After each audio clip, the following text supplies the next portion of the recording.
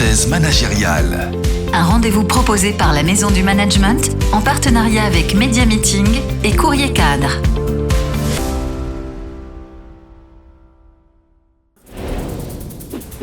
Bonjour, je m'appelle Béatrice Dourandre et ma mission au niveau professionnel, c'est d'accompagner les transformations humaines et culturelles dans les organisations. Parole d'expert. Bonjour à toutes et à tous et je vous souhaite la bienvenue à ce webinaire.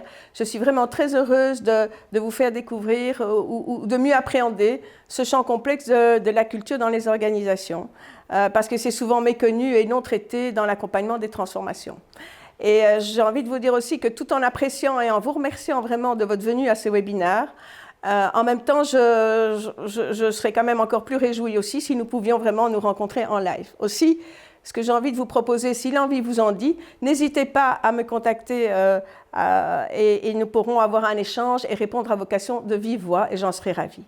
Voilà, cela étant, je vous souhaite un bon webinaire et j'espère vous inspirer avec de nouvelles perspectives pour enrichir vos accompagnements de transformation.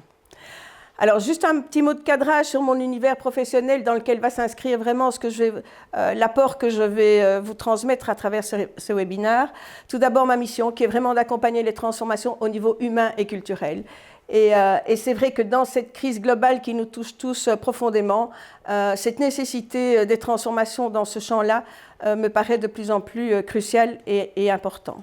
Et de vous dire aussi que ce qui me passionne, c'est vraiment de donner l'envie d'avoir envie et d'embarquer l'ensemble des membres d'une organisation dans ce chemin de transformation, qui va permettre et qui permet de rendre les organisations vivantes et apprenantes. Et enfin, mon intention aussi, qui est importante dans ce champ-là, dans l'accompagnement de ce champ-là, c'est vraiment de créer les conditions d'une prise de conscience individuelle et collective sur les enjeux qui concernent les membres de l'organisation, de les embarquer dans une responsabilisation autour d'une vision et de valeurs partagées qui est porteuse de la raison d'être. On y reviendra parce que c'est un sujet actuellement dont on parle beaucoup. Et à partir de là, d'être dans une optique de performance durable. Voilà. Alors, cette conviction que j'ai aussi, c'est que dans cette crise aussi que nous connaissons, il est de plus en plus essentiel d'investir dans l'humain. Et c'est pour ça que j'ai vraiment développé cette approche qui est ciblée sur ce champ humain et culturel. Et je crois vraiment, j'ai une conviction profonde qu'investir dans l'humain porte ses fruits et que concilier innovation technologique et contribution sociétale, c'est un vrai challenge, mais je pense aussi que c'est possible. Donc, vous dire aussi peut-être que ces projets de transformation, en général, c'est dans les grands groupes que j'apporte ma contribution, dans les grands groupes, au sein des grands groupes. Commençons par quelques enjeux culturels avec des chiffres. 30% des changements organisationnels atteignent leurs objectifs. Donc, c'est un chiffre qui montre justement l'importance de ne pas s'en tenir uniquement à l'organisationnel. Et l'autre aussi, c'est aussi 30% de dirigeants qui ne sont pas satisfaits des démarches d'accompagnement dans les réorgs menées dans les entreprises. Et j'imagine que vous, dans votre expérience, vous êtes aussi confrontés à ces situations et peut-être aussi à des insatisfactions quand vous investissez ou que vous accompagnez des transformations uniquement au niveau organisationnel. Alors, par ailleurs, ce qui est marquant, c'est que l'importance de la culture est de plus en plus reconnue. Donc là, c'est un élément important et vous voyez aussi ici quelques chiffres. 92% des membres de conseil d'administration disent qu'investir dans la culture améliore la performance financière, donc ce qui reste quand même un objectif et une condition essentielle dans les entreprises et les organisations. Et 86% que la culture est fondamentale, plus encore qu'importante. Donc, des chiffres quand même qui en disent long. Et puis l'autre étude qui va dans le même sens, 90% reconnaissent que la culture est importante et améliore la valeur. Et se retrouve parmi les 5 facteurs principaux de valorisation. Donc là, c'est vraiment un appui sur l'importance, qui démontre l'importance de la culture. Et je dirais d'autant plus dans cette période que nous vivons. Donc, quand vous vous rappelez sûrement cette crise en 2008 qui a fait chuter vraiment toutes les crises, toutes les entreprises dans cette crise financière profonde.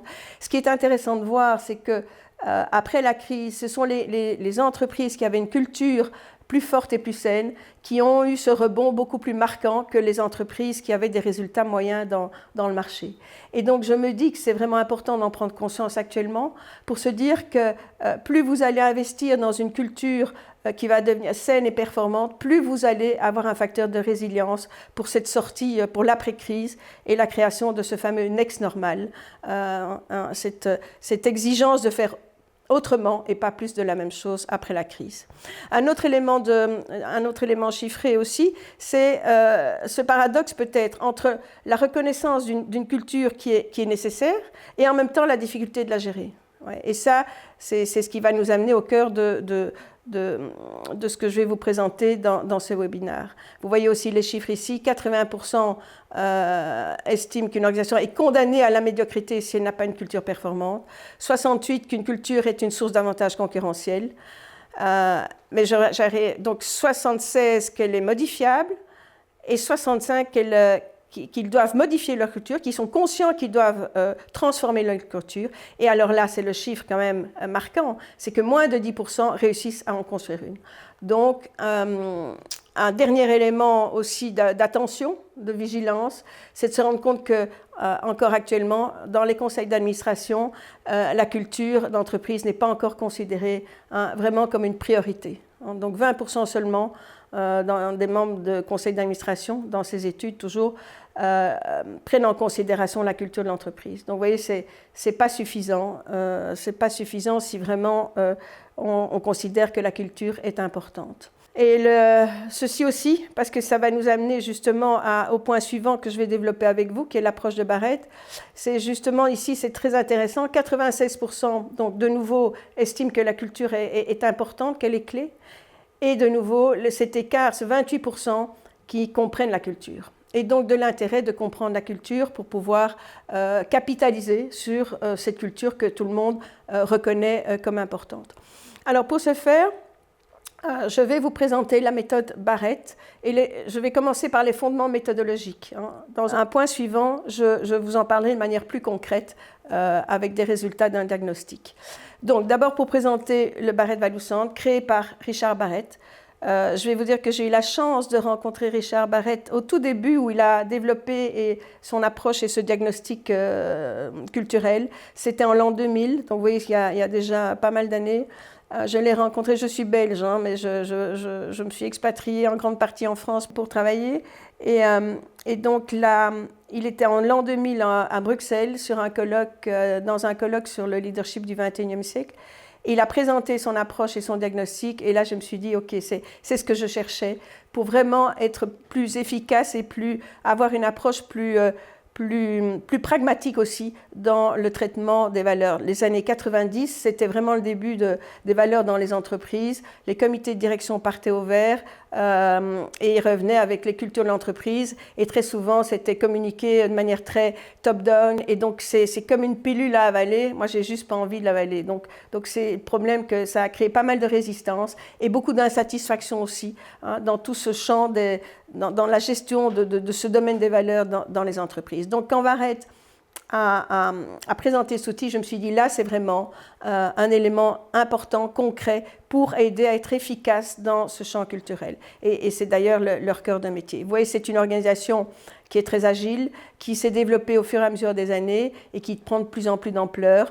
Le démarrage, pour tout vous avouer aussi, au démarrage en France a été plus lent. Et maintenant, c'est vraiment, je dirais, dans une croissance très forte. Et depuis 2019, je suis devenue Global Partner du Barrett Value Centre et j'ai une double casquette.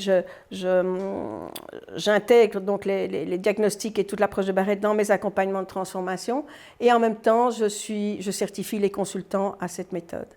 Alors, l'importance de la méthode, nous en avons déjà parlé, et l'importance aussi dans un monde VUCA, cette incertitude, comment réussir et survivre et réussir en créant justement cette culture forte. Et et donc, à partir du moment où il y a cette reconnaissance de l'importance de la culture, il y a des questions importantes qui sont là. C'est qu'est-ce que c'est que la culture organisationnelle, hein, comment la traiter, la mesurer, et surtout, hein, comment l'améliorer, la piloter et la faire évoluer, la transformer. Et c'est à ces questions-là que je vais vous apporter des éléments de réponse, parce que c'est un domaine soft, la culture, et donc c'est très complexe et très difficile à appréhender. Et je me rends compte que dans mes contacts dans les entreprises, c'est que très souvent, on sait que c'est important, et en même temps, on ne l'aborde pas vraiment directement, ou suffisamment, parce qu'on ne sait pas très bien comment s'y prendre. Il y a l'habitude de traiter les champs art, hein, de stratégie, d'objectifs stratégiques, d'ambitions stratégiques, de process, de réorganisation. Tout ça, c'est beaucoup plus un domaine habituel qui est traité habituellement. Tandis que ce domaine soft, intangible de la culture, là, c'est beaucoup plus méconnu. Et donc aussi, un autre enjeu quand on aborde ce champ de la culture et des valeurs dans les entreprises, c'est sa posture en tant qu'accompagnant. Je crois que si nous restons dans une posture de sachant, là, on va vraiment passer à côté d'une opportunité, hein, de créer vraiment une dynamique appropriative d'un changement culturel par tous les gens concernés. Alors c'est pour ça que Barrett, hein, la spécificité de son approche, c'est justement un atout majeur, c'est de vous permettre de traiter ce domaine soft des cultures en fait de manière art, avec des outils, des mesures et des indicateurs. Et donc ça permet d'avoir un meilleur retour sur investissement de tous ces efforts qui sont faits dans ce domaine pour accroître les performances. Et donc c'est un processus aussi d'intelligence collective. Comme je vous ai dit, c'est pas top-down, c'est vraiment impliquer les personnes dans une démarche de responsabilisation et les rendre co-créatrices d'une culture adaptée qui convient aux enjeux et à la finalité de l'entreprise. On ne met pas dans des petites cases, on ne fait pas faire un diagnostic en disant, voilà, en répondant à des questions, vous allez être classé dans des catégories de culture. Non, ici, c'est vraiment une approche qui part de la réalité culturelle de chaque entreprise. Ici, juste aussi au niveau de l'approche, vous donner les points de repère importants dans cette approche de la méthode Barrett. Vous voyez l'importance du capital culturel, donc ça, hein, c'est un fondamental. Et donc, ça veut dire qu'on va mettre le focus sur la transformation de la culture et autour de la vision, la mission et les valeurs. Ensuite, et ça c'est très important aussi parce que c'est une caractéristique forte, différenciante, c'est que la croyance, le postulat, c'est que la transformation organisationnelle commence avec la transformation des personnes. Très souvent, je vois plutôt le contraire qui se passe dans la réalité terrain des entreprises. On commence par la transformation organisationnelle et après, peut-être, quand on aura bien terminé tout ce champ organisationnel, on en viendra peut-être à aborder le champ culturel. Vous voyez. Et c'est sans doute souvent dommage parce qu'on perd la plus-value justement de pouvoir intégrer beaucoup plus en amont le traitement des enjeux culturels pour faciliter à ce moment-là et avoir un ROI des efforts investis dans l'organisation plus important. Et donc là, on va aussi aborder la transformation du leadership. Donc la transformation de la culture et du leadership sont les deux versants d'une même pièce. Et enfin, et comme je vous ai dit tout à l'heure, l'atout majeur de Barrett, c'est d'avoir créé cet outil qui permet de mesurer et de gérer. Parce qu'il disait, si on ne sait pas le mesurer, on ne sait pas le gérer. Alors, un élément méthodologique important, c'est cette définition de la culture. Donc, c'était une des questions que je vous avais soumise il y a quelque temps. Donc, la culture, ici, c'est une définition méthodologique. Nous savons que des définitions de culture, il y en a des dizaines, et il n'y en a pas une bonne. Je ne suis pas pour la pensée unique. Ici, je vous dis, c'est une définition méthodologique. Donc là, c'est l'ensemble des valeurs, des croyances et des comportements qui sont conscients et ou inconscients, adoptés par les membres d'une organisation. Et l'inconscient est très important. Souvent, moi, j'entends « Ah, mais nous, on n'a pas de culture. » Non, et je dirais la culture, elle est préexistante. Donc, elle est là, mais inconsciente. Donc, c'est aussi là toute cette démarche, c'est de rendre conscient toute cette culture inconsciente. Et c'est aussi, vous voyez, cette articulation majeure entre le pourquoi, le why, la raison d'être, conceptuelle et conceptuel, et le quoi, qui sont tous les enjeux, les missions, tout le faire. Deuxième élément méthodologique que je vous présente dans ce webinaire, c'est le modèle de Barrett. Donc Barrett, ce modèle a une utilité forte parce qu'en fait, il offre un cadre de référence pour lire et comprendre la culture des personnes et des organisations et des équipes. Je vais vous expliquer rapidement tout à l'heure, juste après les 7 niveaux de ce modèle. C'est aussi une cartographie parce que ça va permettre de se situer à un moment donné, grâce au diagnostic, vous pouvez vous situer où vous en êtes sur ces 7 niveaux, où vous en êtes, vers où vous voulez aller, et donc ça permet de tracer un chemin, et parce que nous sommes dans une dynamique et toutes les organisations sont en permanence en évolution, en changement, donc cette culture, c'est pas figé, et donc c'est très utile de pouvoir cartographier à un moment donné où j'en suis au niveau culture et vers où je vais aller. Et enfin, très important, c'est un outil de pilotage, justement pour être efficace dans les décisions et les choix et les priorités d'action à se donner pour évoluer dans la culture, vers la culture désirée. Et ce modèle des 7 niveaux, le voici. Donc vous voyez qu'en fait, ça a la forme d'un diabolo. Donc les 3 premiers niveaux, 1, 2, 3, sont en lien avec le modèle de Maslow que beaucoup de monde connaît. Et en fait, l'avantage, c'est que Barrett a tiré Maslow vers le haut.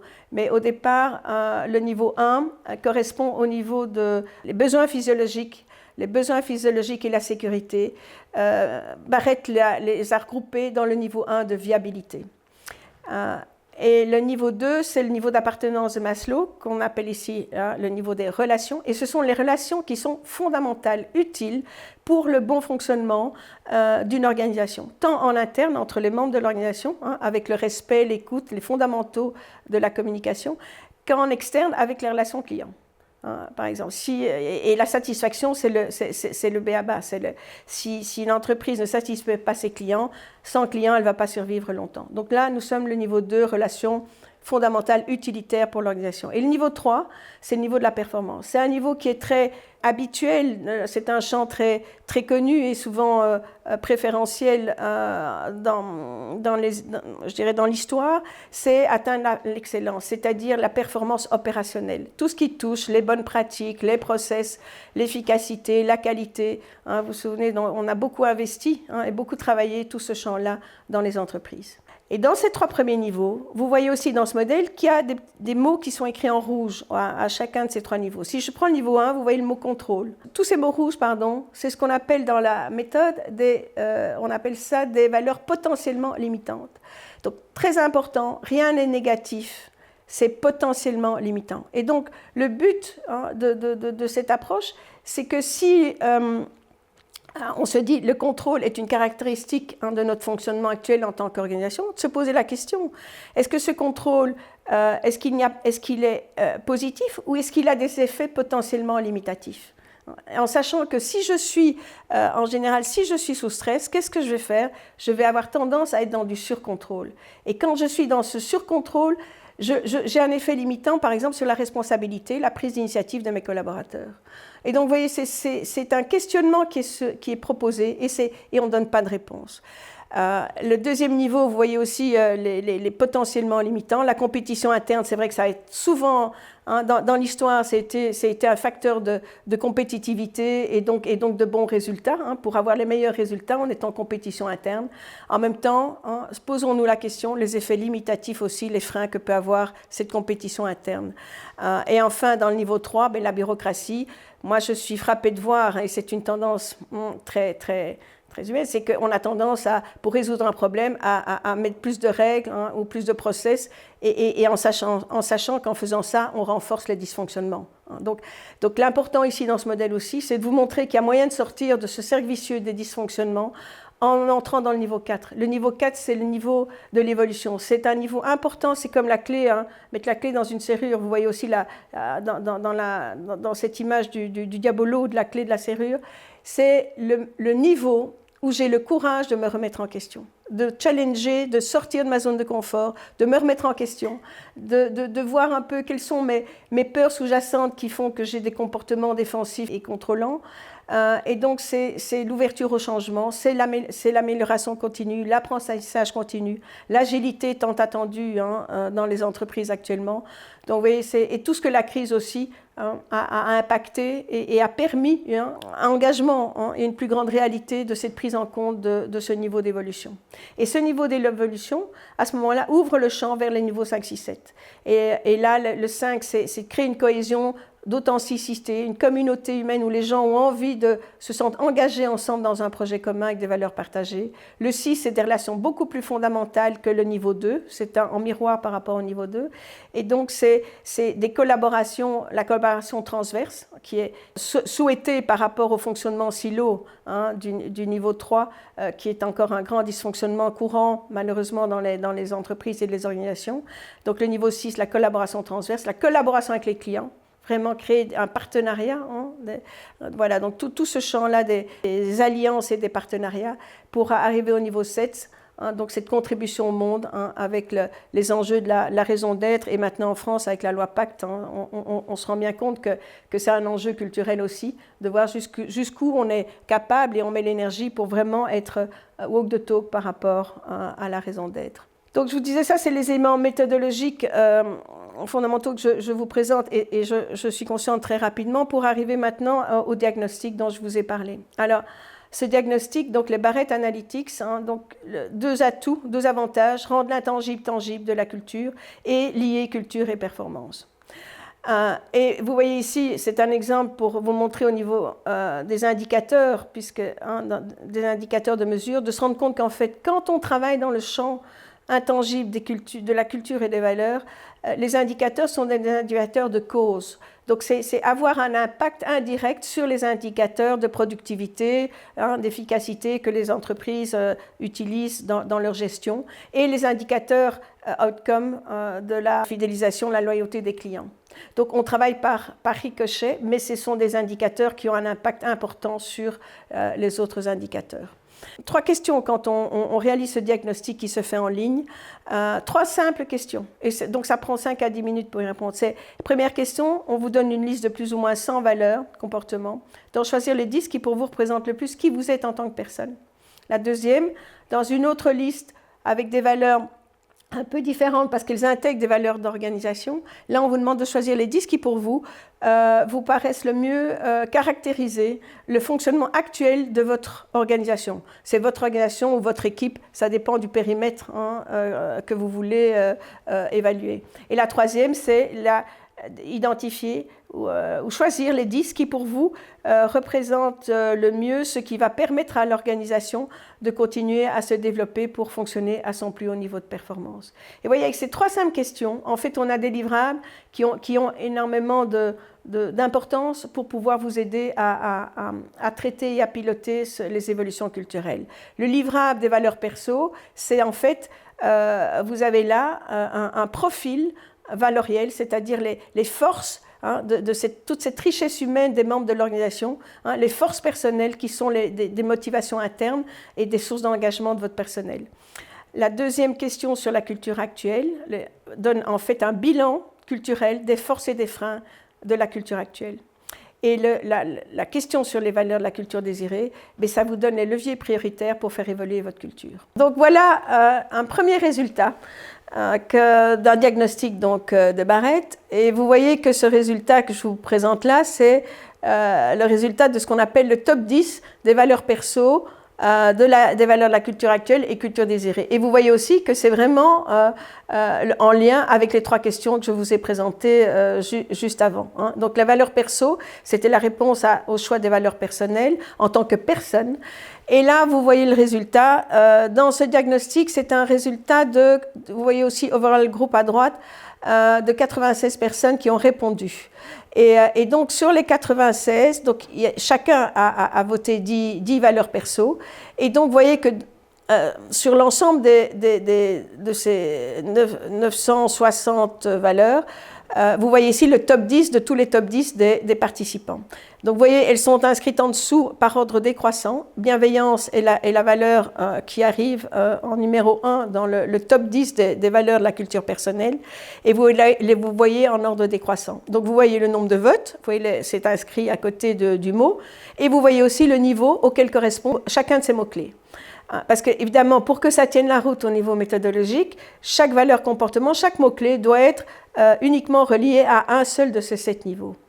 Et donc, vous voyez, alors, quand vous regardez le diabolo, vous voyez un peu comment se répartit ce top 10 sur les 7 niveaux du modèle de Barrett. Et vous voyez que la dominante, ici au niveau perso, des valeurs personnelles, la dominante est le niveau 5, c'est-à-dire l'alignement, donner du sens.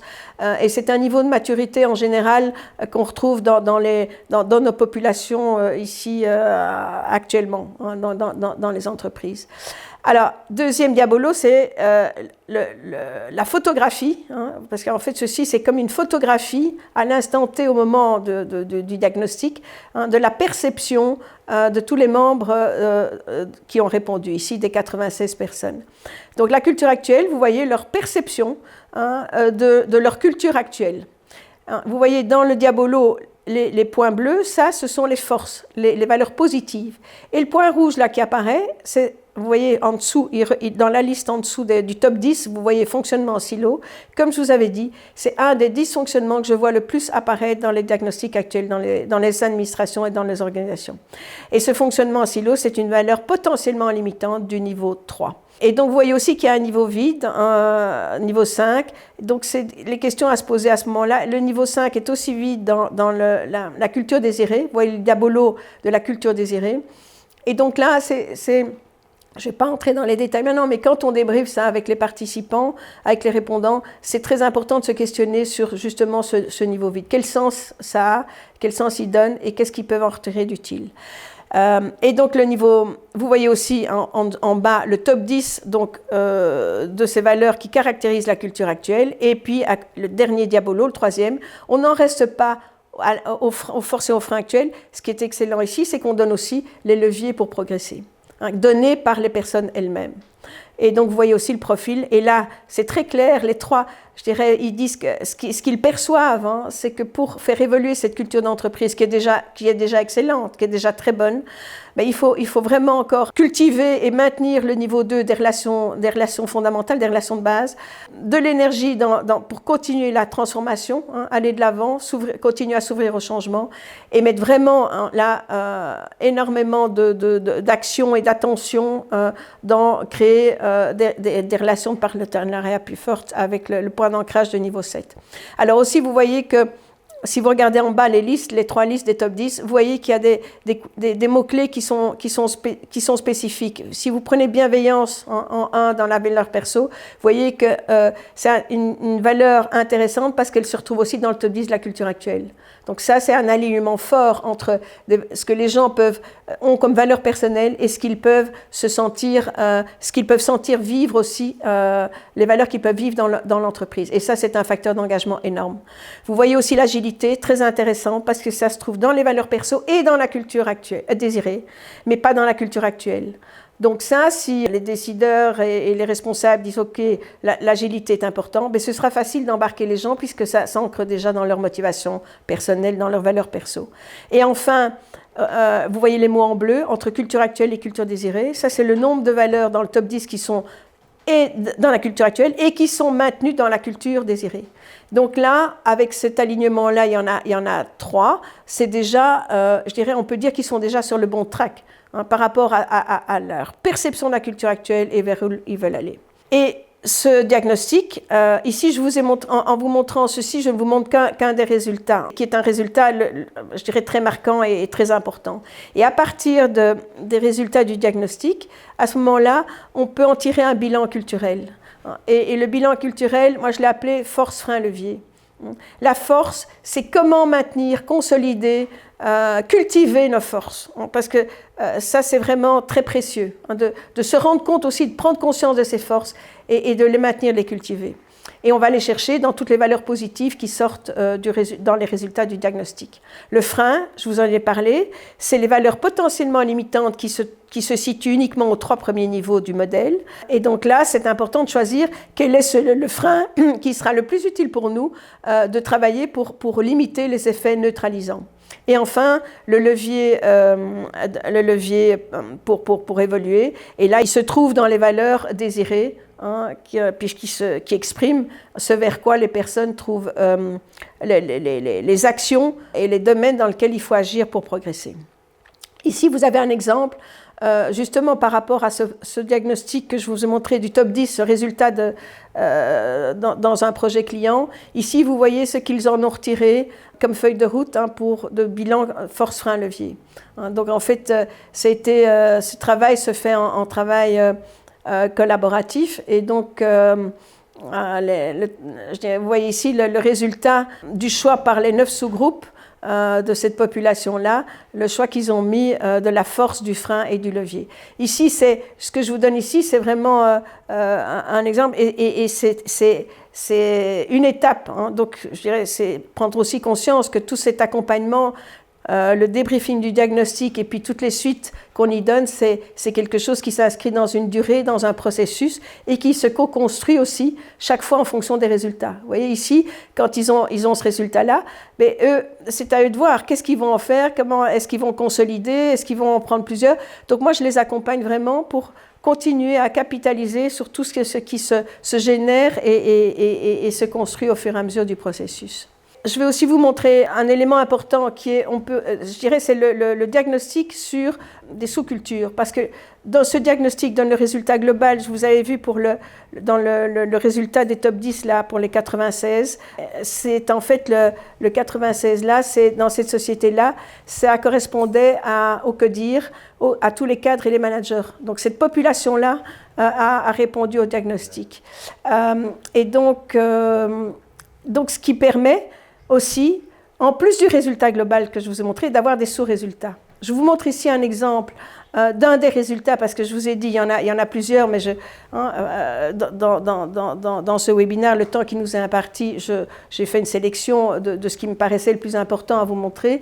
Ici, vous voyez le comparatif entre la perception de la culture actuelle par le CODIR, les cadres et les managers.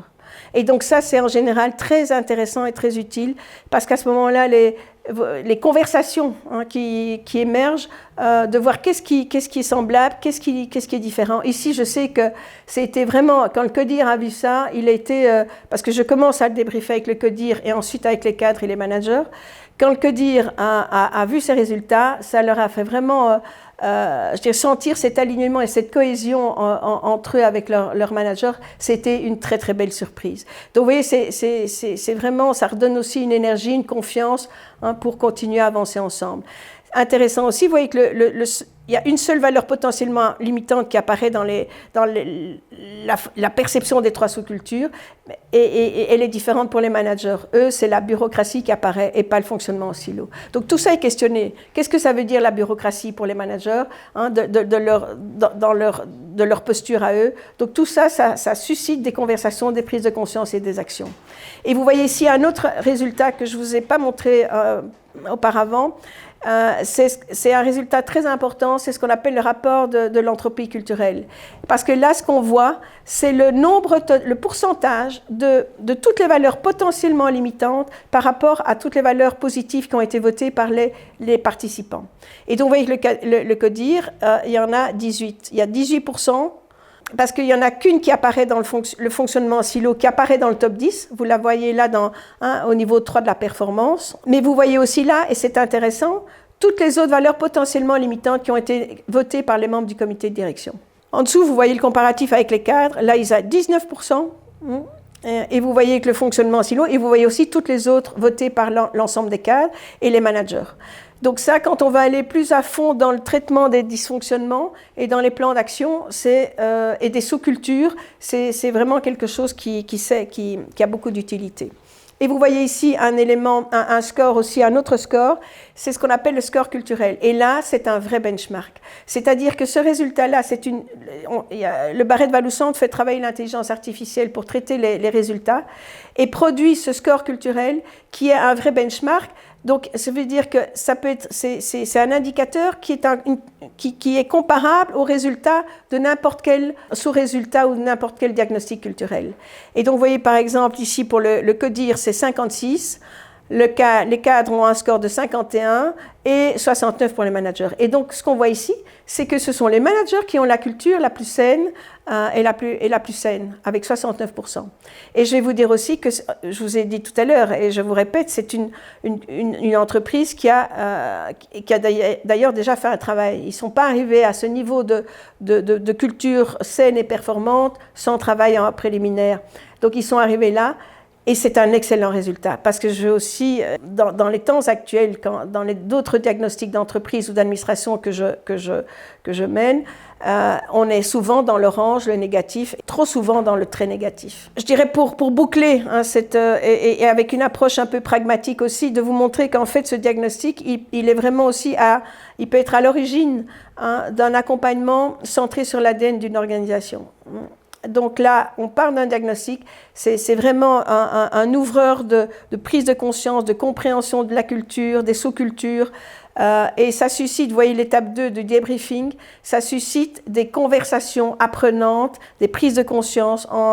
Voilà. Les non-dits sont mis sur la table aussi très souvent, donc très utile, et ça permet d'arriver au bilan culturel, force, frein, levier que je vous ai présenté brièvement juste avant. Et là, une option, si on veut poursuivre un processus, à ce moment-là, c'est avec les résultats du diagnostic, de se choisir, et là c'est tout un processus de vote interne par tous les membres de l'organisation, qu'ils choisissent les valeurs qu'ils vont trouver les plus utiles pour être en support de leur vision et de leur mission.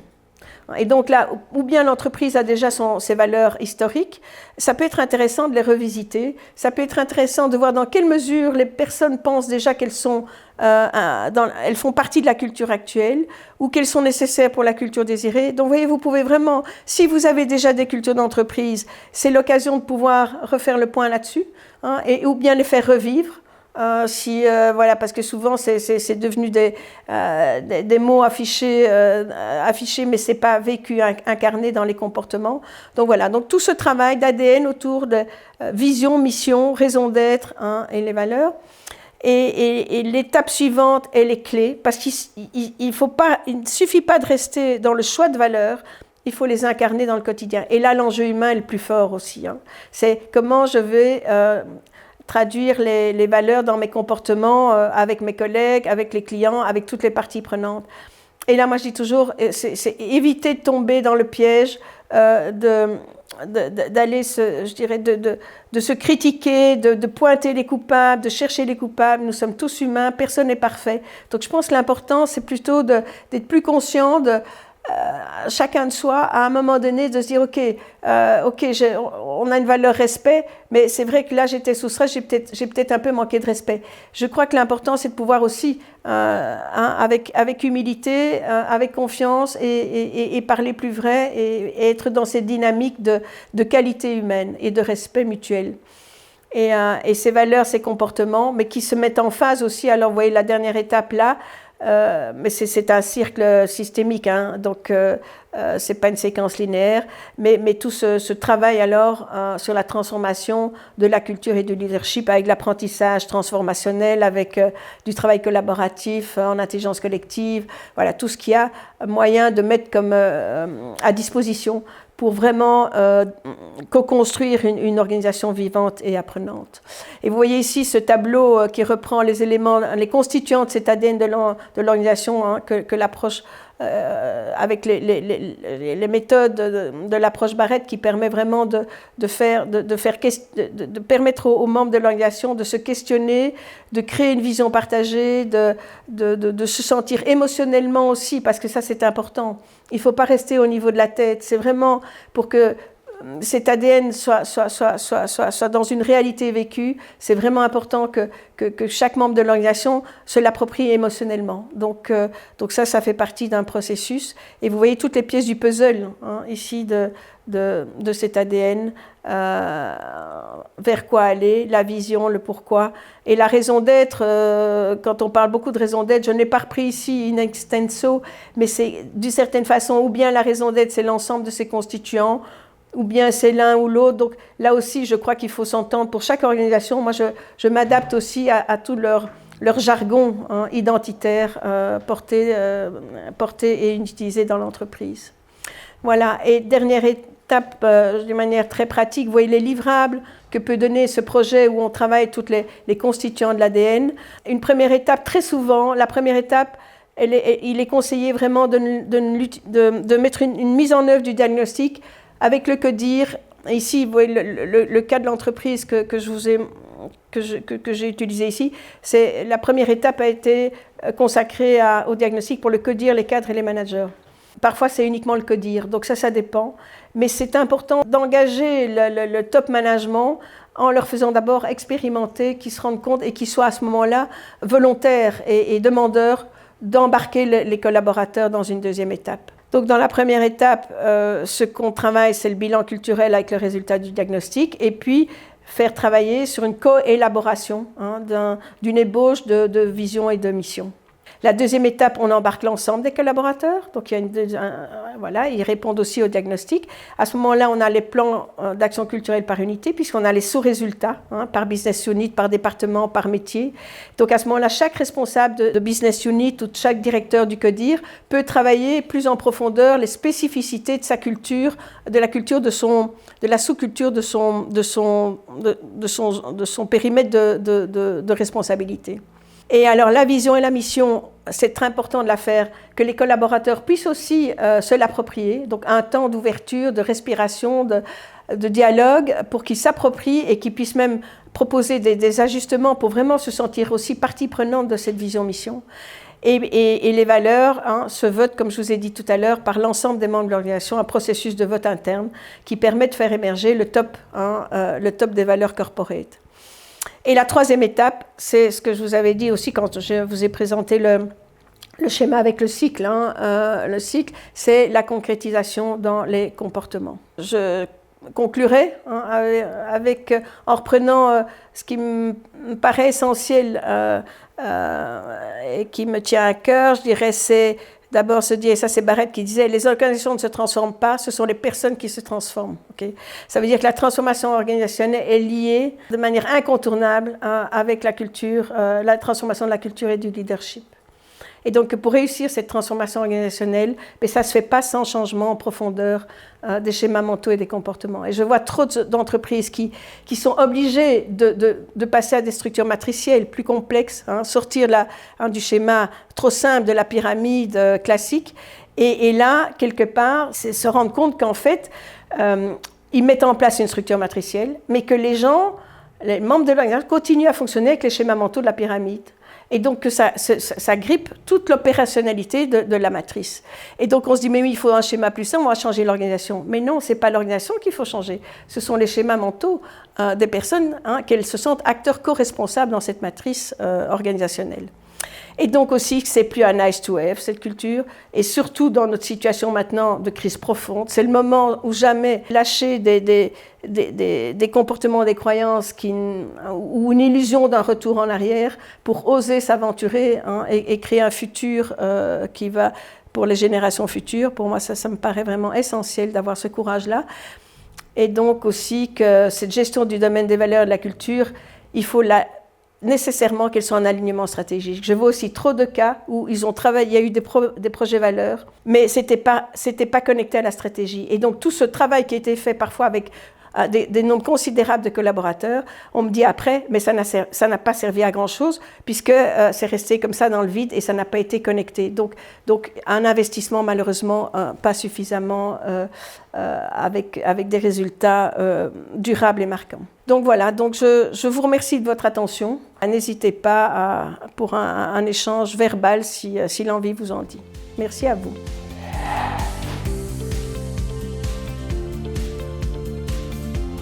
c'était Parenthèse managériale. Ce rendez-vous a été proposé dans le cadre de l'exposition virtuelle du Salon du Management, à retrouver en ligne jusqu'au 23 avril 2022.